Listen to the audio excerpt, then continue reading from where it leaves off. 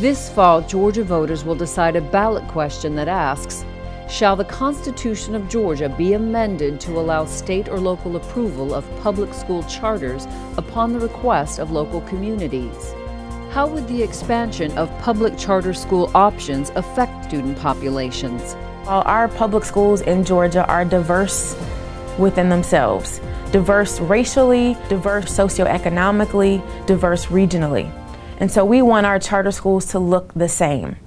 State Department of Education data for the 2010-2011 school year shows minority students enrolled in charter schools at higher percentage rates than non-minority students. We have to take a serious look at whether or not we want to see all children perform at a high level and not just a particular group of kids.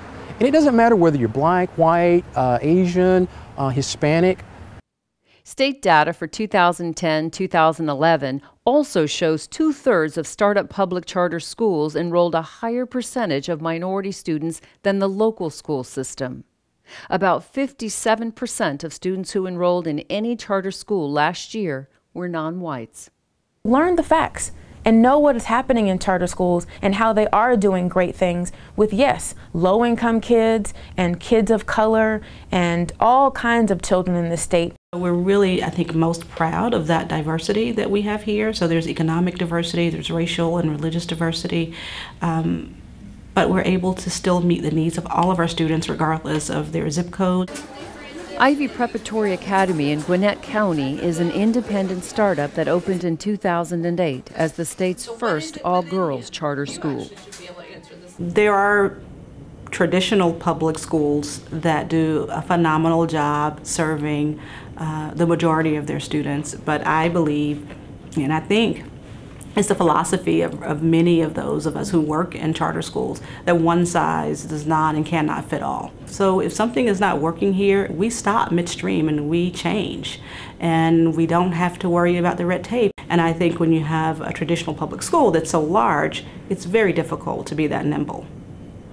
Do you realize that we have public middle schools with 4,000 students in Georgia? Sometimes a student needs a smaller environment so that he or she can thrive, and a public charter school down the road could offer that needed option. On the other hand, we also have school systems in Georgia that have less than 200 students in the entire school system from kindergarten through 12th grade. Pataula Charter Academy serves 5 different counties. All of those counties are poor counties in Georgia, very rural. We serve about 60% free and reduced status children. We also have about 25% minority students. Because we are a choice for parents, we do have a lot of students that come here because they haven't been succeeding somewhere else. Last year was our first year.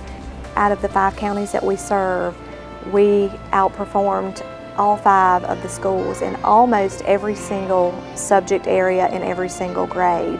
I had the opportunity to grow up in a rural environment where education was literally the only way out the door. You either went to college, joined the Army, or you hopped on the nearest tractor. So I understand the importance of education, and for my children, I want them to have the same options that I had or more. We've been doing the same thing for 50 or 60 years, and maybe back then it worked. But we have a different group of kids with different needs, and they deserve for us as adults to move with the times. Charter schools change lives. Learn more about the role of charter schools in public education. This video was produced by the Georgia Public Policy Foundation.